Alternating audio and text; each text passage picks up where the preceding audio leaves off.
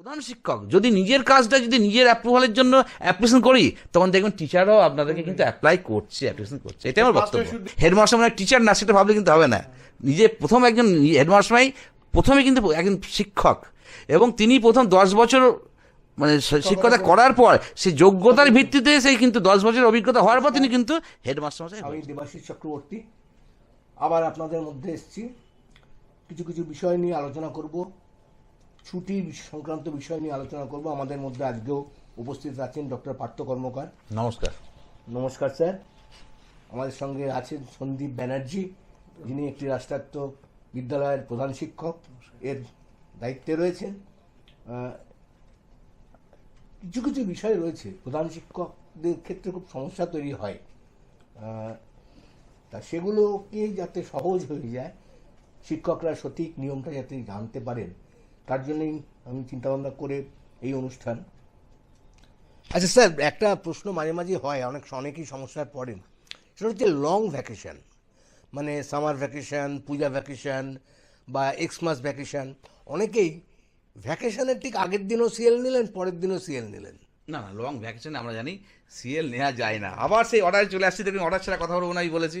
একদম 1541 যে অর্ডার, সে অর্ডারে পরিষ্কার লেখা আছে, একদম দেখবেন পরিষ্কার লেখা আছে যে casual leave shall not be affixed or prefixed to any long vacation. নেওয়া যাবে না কিন্তু। আচ্ছা স্যার, কতগুলো ব্যাপার মানে আমরা যারা বিদ্যালয়ের প্রধান শিক্ষক তাদেরকে বারবার ফেস করতে হয়, যদিও ব্যাপারটা একটু তিক্ত। সেটা হচ্ছে কতগুলো দিন আছেন যেগুলোকে আমরা বলি বিদ্যালয় পালনীয় দিন। 23শে জানুয়ারি, 26শে জানুয়ারি, 15ই আগস্ট।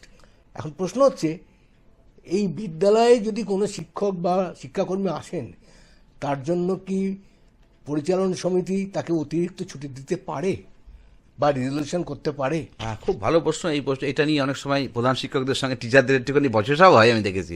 কেন দেবেন না? আমি এলাম, দেবেন না কেন? আমি সারাদিন ছিলাম, ঘটনা কিন্তু বলেন। আমি এও দেখেছি ম্যানেজিং কমিটিতে রেজলিউশন করা হয়েছে যে ওই দিন এলে তাকে একদিন এক্সট্রা ছুটি দেওয়া। কি বলেন? এবার মনে রাখ, আরেকটা কথা বলি, এটা মনে রাখতে হবে, ম্যানেজিং কমিটির ক্ষমতা কিন্তু এই সরকারি অর্ডারগুলো নিয়ে ক্ষমতা। আমি সরকারি অর্ডারগুলো নাই আমি নিজে নিজে তৈরি করলাম, সেটা কিন্তু ম্যানেজিং কমিটি করতে পারবে না। ম্যানেজিং কমিটিকে আমি দেখেছি এরকম এটা করার কথা না, ম্যানেজিং কমিটি তার রুলগুলো নিয়েই করবেন, এটাই এক্সপেক্টেড করেন না। কিন্তু অবজারভেবল ডেজ যেটা দেবাশিস দা বলছিলেন, সেটা কি ম্যানেজিং কমিটি অ্যাটেন্ডেন্স ম্যান্ডেটারি করতে পারে? কেন আমি যে শুনেছি যে কয়েকটা ক্ষেত্রে কিছু বিদ্যালয়তে ম্যানেজিং কমিটি অবজারভেবল ডেজে অ্যাটেন্ডেন্স ম্যান্ডেটারি করে দিচ্ছে, সেটাও কি ম্যানেজিং কমিটি করতে পারে? না দেখুন, এখানে কিন্তু পরিষ্কার, আমি যেটা বললাম, কলকাতা গেজেট নোটিফিকেশন যেগুলো হয়েছে তাতে কিন্তু পরিষ্কার বলা আছে যে কি করতে হবে কি করতে হবে না।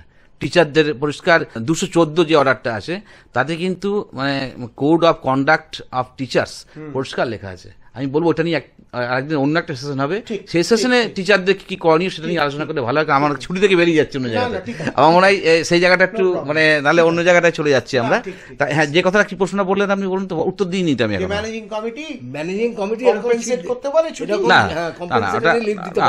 এটা ব্যাপার হচ্ছে যে এখানে বোর্ডের অর্ডারটা রেসপেক্টিভ অর্ডার, আমার বোর্ডের অর্ডার আছে যে এরকম দিনে এলে কিন্তু তার জন্য কোনো কিন্তু কম্পেনসেটরি লিভ তারা কিন্তু এটার জন্য পাবে না। আমি যতদূর জানি এরকম বোর্ডের অর্ডারের নাম্বার হচ্ছে 2308। এই তো, হ্যাঁ 2308 একদম ডেটের হচ্ছে 15/3/1982 সাল, পরিষ্কার লেখা আছে যে এই অর্ডারটা কিন্তু। হ্যাঁ, তারপরেও যেগুলো আসে দেখবেন যে ওই দিনগুলো আসতে হবে লেখা আছে। আজকে আমরা একটা বিশেষ ধরনের লিভ নিয়ে আলোচনা করব, সেটি হচ্ছে হাফ পে লিভ, অর্থাৎ অর্ধ বেতনের ছুটি। স্যার, এই ব্যাপারটা যদি একটু গুছিয়ে বলেন যে অ্যাকচুয়ালি অর্ধ বেতনের ছুটি নিয়মটা কি?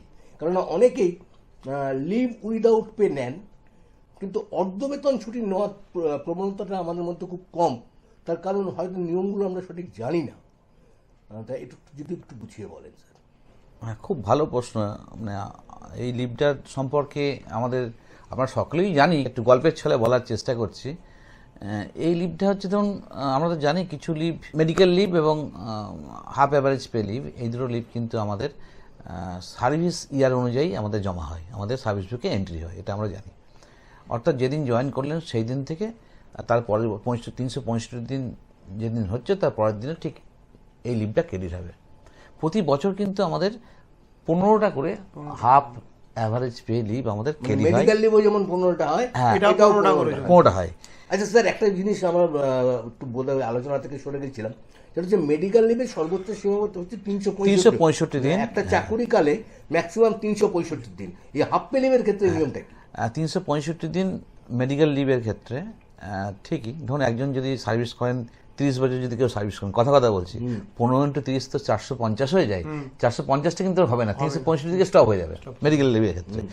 হাফ অ্যাভারেজ পে এর ক্ষেত্রে প্রতি বছর তার সার্ভিস ইয়ার, যেটা বললাম সার্ভিস ইয়ার অনুযায়ী যেটা হয়, অর্থাৎ কেউ যদি 4th মে 2005-এ জয়েন করেন, তাহলে পরের বছরে ঠিক 4th মে 2006-এ হাফ অ্যাভারেজ পেতে তার ওই যে সার্ভিস বুকে যে কালাম আছে সেখানে 15টা কিন্তু তার ক্রেডিট হবে। কিন্তু এটা মনে রাখতে হবে, মেডিকেল লিভের মতো হাফ অ্যাভারেজ পে লিভ 1 বছর কমপ্লিট না হলে এই লিভটা কিন্তু অ্যাভেল করা যায় না। এবং এই লিভটা মেডিকেল যেমন আমাদের পরপর মানে পরপর 365 পর্যন্ত যেতে পারে আপার সিলিংটা, হাফ অ্যাভারেজের ক্ষেত্রে সেটা কিন্তু 60 করা যায়, 60 প্রথম বছর 60-এর পরে আর জমছে না। মানে ব্যাপারটাকে যদি ধরি আমরা, ধরুন একটা কন্টেনার আছে, সেই কন্টেনারে মানে 60 লিটারের কন্টেনার, কথা বলছি আমি, 15 লিটার করে আমি একটা করে মার্ক করা আছে, 15 লিটার 15 লিটার 15 লিটার 15 লিটার, মানে 4 × 15 মানে 60 লিটারের কন্টেনারের মধ্যে সেই জলটা ধরবে, কথা আমি বলছি। এবার ঠিক তেমনি তাই এটাও তাই, প্রথম বছর যখন পূর্ণ হচ্ছে সার্ভিস ইয়ার, ঠিক তার 15 লিটার জল চলে আসছে, মানে ড্রামটা ফিল আপ হচ্ছে 15 লিটার। তারপরের বছর আবার 15 মানে 30 হলো, তারপরের বছর আবার 15 মানে 45 হলো, তারপরের বছর আবার 15টা জমলো মানে 60 হলো। এরপরেও যদি উনি খরচ না করেন, আবার কিন্তু আর 15টা জমবে না, কারণ টোটাল কন্টেনারটা কমপ্লিট হয়ে গেছে। আমার হাফ অ্যাভারেজ যে কন্টেনার 60 লিটার অর্থাৎ 60 দিন এটা কিন্তু কমপ্লিট হয়ে গেছে। এইবার এটা কি করে জলটা মানে বেরোবে, মানে অর্থাৎ কি করে তিনি লিভটা নেবেন, লিভটাকে আবার মানে বাড়ানো যায় কি করে? হ্যাঁ এক্স্যাক্টলি বাড়ানো যাবে কি করে। দেখুন আমরা জানি যে এর সঙ্গে কিন্তু কমিউটেড লিভটা পরিবর্তিত সুবিধা ওতপ্রোতভাবে জড়িত। এইটা একটু ব্যাখ্যা করুন। হ্যাঁ, ওটাই ব্যাখ্যা অনেকে না করছি। কমিউটেড আর হাফ অ্যাভারেজ পে লিভের কানেকশনটা আর কিভাবে কমিউট হয়, কমিউট করার পরে কিভাবে জমে, এই জিনিসগুলো অনেকের কাছে ক্লিয়ার নয়। এটা একটু বললে খুব সুবিধা হয়। থ্যাংক ইউ, খুব ভালো বলেছেন। তাহলে আমি হাফ অ্যাভারেজ পেটা বলে নেওয়ার পরে তার সঙ্গে আমি কোরিলেট করবো সেটাকে হাফ মানে কমিউটেড লিভে কিভাবে হচ্ছে। আমি বললাম পরিষ্কার, তাহলে 60টা জমলো। এবার 60টা জমে ধরুন 15 বছরে 15টা জমেছে, জমানোর পরে কিন্তু তার দ্বিতীয় বছরে সে কিন্তু ওই 15-র অর্ধেক যদি করি, মানে দুটোর জন্য একটা কমিউটেড লিভ হয়। আমি আগে মানে মিশে যাচ্ছে, বলতে গিয়ে মিশে যাচ্ছে, মানে এমন জায়গা পড়ে যাচ্ছি আগে হাফ হাফের মধ্যে ব্যাস। তাহলে আমি ধরুন প্রথম বছর আমার 15টা হলো, তারপরে 15টা করে 60 পর্যন্ত আমার আপার সিলিং হলো আমার। এবার আমি কিন্তু হাফ অ্যাভারেজ পে কিন্তু আমি নিতে পারি। আমি অনেক সময় অনেকে বলেন যে মেডিকেল লিভ বা এই লিভ না থাকলে আছে, তুমি আগে এগুলো সব কমপ্লিট করবে তবে হাফ অ্যাভারেজ পে নেবে। তার সঙ্গে কিন্তু কোনো রিলেশন নাই। হাফ অ্যাভারেজ পে লিভ যখন জমার পর তখন কিন্তু টিচাররা নিতে পারেন, যদি ম্যানেজিং কমিটি অ্যাপ্রুভ করে। কারণ leave sanctioning of managing committee আমার লিভ আছে আমি নেবো তাতে হতে পারে না, যেটা আগেবারও আমরা বলেছিলাম। এবং 1541 যে ইডিএনএস মেও নাম্বার, যেটা 15ই ডিসেম্বর 1977 সালে যেটা বেরিয়েছিল, তাতে পরিষ্কার কিন্তু সেটাই লেখা আছে কিন্তু। তো অর্থাৎ আমি কিন্তু হাফ অ্যাভারেজ পে লিভ যদি ম্যানেজিং কমিটি স্যাংশন করেন তাহলে নিচ্ছি আমি। ধরুন আমি প্রথম বছর দ্বিতীয় বছরে আমি 10টা নিলাম, কথা বলছি। দ্বিতীয় বছরের মাথায় 10টা যদি নিই, প্রথম বছরে 15টাতে আমার জমেছিল সার্ভিসের কম্পিউটার পর, তার 10টা চলে গেল, মানে 5টা থাকলো। তারপরের বছর কিন্তু আবার 15টা জমলো, মানে 5 আর 15 20 হলো কিন্তু ব্যাপারটা। যখন নেবো তার জন্য কিন্তু মাইনে কিন্তু আমি হাফ পাবো। আমরা জানি এর জন্য মাইনেটা আমার মাইনে মানে আমি যতদূর জানি মাইনে মানে বেসিক পে অর্ধেক হবে, একদম দিয়ে সেই অর্ধেক বেসিক পে হবে একদম। এইচআর মেডিকেল কিন্তু পুরো পাবে এইচআর মেডিকেল পুরো পাবে একবার। এই যেভাবে রুল আছে এইভাবেই তখন বিল করে সেটা করবেন সেক্ষেত্রে হাফ অ্যাভারেজ ক্ষেত্রে। এইবার রাইট, এই কথা হলো হচ্ছে হাফ অ্যাভারেজ পের রুল। অনেক সময় দেখুন আমি দেখেছি যে টিচাররা অনেক সময় বলেন দ্বিতীয় বছরে যাওয়ার পর অনেকে দেখেছি তার মানে বিশেষ কোনো প্রয়োজন হচ্ছে ছুটি, ধরুন তার নিজের বিয়ে বা বাড়ির কোনো ধরুন তার বোনের বিয়ে বা দিদির বিয়ে বা ভাইয়ের বিয়ে হচ্ছে, পারিবারিক বিয়ে, কোনো ছুটি নাই, তখন তিনি কিন্তু মেডিকেল লিভ নিয়ে বিয়ে করছেন। মেডিকেল লিভ নিয়ে বিয়ে হয় বলুন তো? সে তার জন্য তো হাফ অ্যাভারেজ। আমার এক সহকর্মী আমাকে বলেছিলেন যে আরে অসুস্থ না হলে কেউ বিয়ে করে না। বা এর সঙ্গে যেটা বললাম কমিউটেড লিভটা আমরা জানি, কমিউটেড লিভটার কনসেপ্টটা হচ্ছে দুটো হাফকে একত্রিত করে সেটা হচ্ছে একটা কমিউটেড লিভ, ঠিক আছে? Half plus half equal to 1 হলো। তা একজন মানে এমপ্লয়ি, একজন সে টিচিং স্টাফ বা নন টিচিং স্টাফ যাই হোক না কেন, সারা জীবনে সার্ভিস পিরিয়ডে তিনি 30টার বেশি কিন্তু কমিটি লিভ নিতে পারবেন না। অর্থাৎ 30টা 60টা হাফ পে লিভকে এক্স্যাক্টলি কনভার্ট কনভার্ট করতে পারবে, হ্যাঁ 60টা। এবার 30টা কিভাবে নেবে প্রশ্ন আছে অনেক সময়, অনেকে বলেন স্যার আমি কি 5টা করে নিতে পারি, 10টা করে নিতে পারি, 30টা একসঙ্গে নিতে হবে? এর কোনো আলাদা কিছু নাই, প্রয়োজন অনুযায়ী স্কুল 5টা, 8টা, 10টা, 20টা, একসঙ্গে 30টা। আবার বললাম এটা ম্যানেজিং কমিটি স্যাংশন করবেন, ম্যানেজিং কমিটির স্যাংশনের উপর তার অ্যাপ্রুভাল কি করছেন, কি নিতে চাইছেন, কি অ্যাপ্রুভাল করছেন, তার উপর কিন্তু নির্ভর করছে এই কমিটি। এবার আমরা একটা ছোট উদাহরণ দেবো, যেখানে সার্ভিস বুকে কিভাবে মেডিকেল লিভ এবং হাফ পে লিভ নথিভুক্ত করতে হয় আপনারা দেখতে পাবেন। ধরুন এখানে একজন সহশিক্ষকের উদাহরণ দেওয়া হয়েছে। ধরলাম তিনি চাকরিতে যোগদান করেছেন 20/9/2005। এবার দেখুন এই 20/9/2005 থেকে পুরো সার্ভিস পিরিয়ডটাকে এক বছর করে ভাগ করে দেওয়া হয়েছে। 20/9 থেকে 19/9/2006, 20/9/2006 থেকে 19/9/2007, এইভাবে। এবারে লিভগুলো কিভাবে ক্রেডিট হয়েছে? প্রথম বছরের শুরুতে লিভ কোনো আর্নিং হয়নি, কিন্তু 15টা মেডিকেল লিভ এবং 15টা হাফ পে লিভ জমা হয়েছে। দ্বিতীয় বছরেও তাই করে এটার সংখ্যাটা বেড়ে গেছে 30-30। তৃতীয় বছরের গোড়ায় ওটা 30-30 ছিল, ওখানেও 15টা করে আর্নিং হয়েছে, হাফ পে লিভ 15টা, মেডিকেল লিভ 15টা, 45-45, এইভাবে চলতে থাকলো। লিভ অ্যাকাউন্টের ওই পাতাটাকে যদি দেখা যায়, লিভ খরচ করা, অর্থাৎ তিনি মেডিকেল লিভ নিয়েছেন বা হাফ পে লিভ নিয়েছেন। ধরলাম তিনি তৃতীয় বছরে 10টা মেডিকেল লিভ নিয়েছেন। যখনই নিয়েছেন সঙ্গে সঙ্গে কিন্তু ওই গোড়ায় ছিল 30-30, বছরের শেষে গিয়ে 45-45, 10টা কমে গিয়ে 35-45, অর্থাৎ যেখানে 45টা ছিল বছরের আর্নিং ছিল, সেখানে 10টা কমে গিয়ে 35, সেটাকেই আবার ক্যারি ফরওয়ার্ড হয়ে পরের বছরে এলো।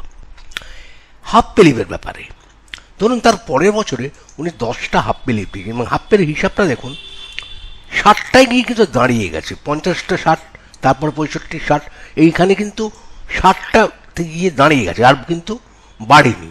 হাফ পে লিভের ঊর্ধ্বসীমা হচ্ছে 60। এবারে চতুর্থ বছরে ধরলাম উনি 10টা হাফ পে লিভ নিয়েছেন। এবার দেখুন হিসাবটা কি দাঁড়ায়। বছরের গোড়ায় ছিল 35-45, 35 মেডিকেল, 45 হাফ পে, 50-60, 15টা যোগ হলো 35-এর সঙ্গে 15টা মেডিকেল যোগ হয়ে 50টা, 45-এর সঙ্গে 15টা হাফ পে যোগ হয়ে 60টা, 10টা খরচ হয়, এটা হয়ে গেল 50টা। এবারে লক্ষ্য করার জিনিস, এই 50-50 হয়ে এলো কিন্তু পরের বছরে। 50টার সঙ্গে 15টা মেডিকেল যোগ হলো 65টা। এবারে কিন্তু হাফ পে লিভের যোগ হলো মাত্র 10টা, অর্থাৎ যেহেতু তিনি 10টা খরচ করে ফেলেছেন, ওই 10টা আবার পুড়িয়ে দেওয়া হলো, অর্থাৎ আবার 60-এ গিয়ে পরপর ক্যারি ফরওয়ার্ড হতে থাকলো। এটা হচ্ছে নিয়ম। এবারে যে নিয়মটির কথা বলবো, বিশেষ প্রয়োজনে চাকরির প্রথম বছরে যদি কেউ মেডিকেল লিভ নেন, এই হিসাবটাকে যদি প্রথম বছরে 5টা মেডিকেল লিভ নিয়েছেন ধরে নেওয়া যায়, তাহলে দেখুন বছরের শেষে গিয়ে মেডিকেল লিভ কিন্তু 15 নয় 10-15, অর্থাৎ 5টা খরচ হয়ে গেছে। বছরের গোড়ায় কিছুই ছিল না, 15টা করে আর্ন হয়েছিল, তার মধ্যে 5টা খরচা করে ফেললেন, কাজেই 10-15 বছরের শেষে সেই 10-15 পরের বছর এলো। এইভাবে কিন্তু চলতে থাকলো। আশা করি আপনার ব্যাপারটা বুঝতে পেরেছেন। ধন্যবাদ।